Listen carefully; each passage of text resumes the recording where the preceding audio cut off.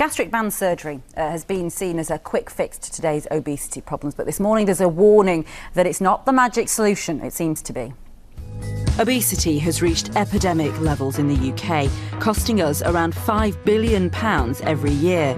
To battle the bulge, some are turning to gastric band surgery, but are they aware of the risks? Just last year in England alone, 12,000 people had obesity or bariatric surgery. Of those, 71% had no counselling beforehand, and almost 20% needed to go back to hospital. With celebrities and more people admitting to the procedure, do more of us need to be educated in the risks and costs of weight loss surgery? So should we be educated more on the dangers of weight loss surgery? Should doctors take better care of those who want gastric bands to be fitted? Well, we're joined now by Dr. Hillary and Michelle Bowater, who had a gastric band operation in 2004 and a gastric bypass in 2006. I'm not 100% sure of the difference there, but why did you have that surgery? Basically, I was a 60.12 BMI, so I was just over 25 stone. Wow. Had got to the stage where it was debilitating my life and I needed to do something about my weight. I can see you there. You don't look like the same person now. No, it's crazy, isn't it? Best thing I ever did.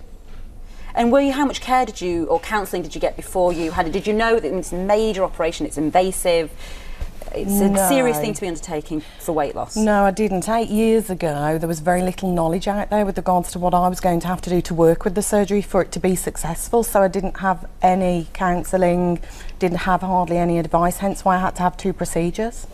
And this is something that other people, apart from Michelle, are experiencing, Hillary. The sort of lack of aftercare is mind-blowing, really. It's a shocker. I think the danger is the more these procedures are carried out, the more blasé we get about them, and people don't see it as a last resort, they see it as a quick fix, which it isn't at all.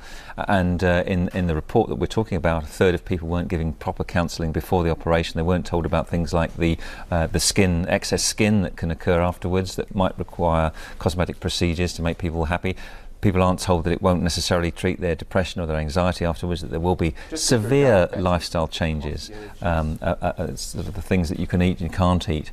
And after the operation, people weren't getting the aftercare that they actually deserve and need in many instances. So I think we need to look at this again. 1 million people are now eligible for this kind of procedure, and and we've got to get it right. On the other hand, people will disregard all those things when they see Michelle's shots before and how she looks now. Think, and you had a baby. I need that, and you had a baby into the bargain too. Well, the big danger is that people will see that these operations are successful if carried out in the right people. What they don't see is that the mortality rate is 1 in 200, rising to 1 in 40 in people who've got health-related conditions because of their obesity, in addition to being overweight. So, those kind of things need to be considered. And there are many, many things that can be done before surgery is even contemplated.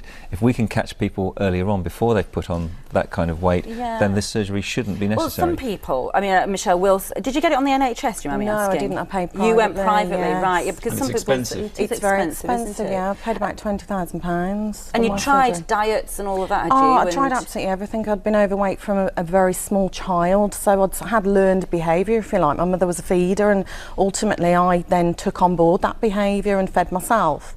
So it was almost like an addiction, like alcohol, drugs, addiction. It was my food, my addiction of choice. And so if anybody's thinking about it this morning, your advice would be what? It can work, but... It can, but you've got to work with it. Ultimately, you have to have the advice, care, guidance to work with it. It's like having a brand new car sat on your drive with the car's in the ignition. If you don't know how to use it, it won't work. So you have to know how to use it to get the best out of it. It is a drastic option, but very good for some people, like Dr. Hillary said. I don't see it as a quick fix. Not at all, no. All right, lovely, thank you. You look great. Thank you.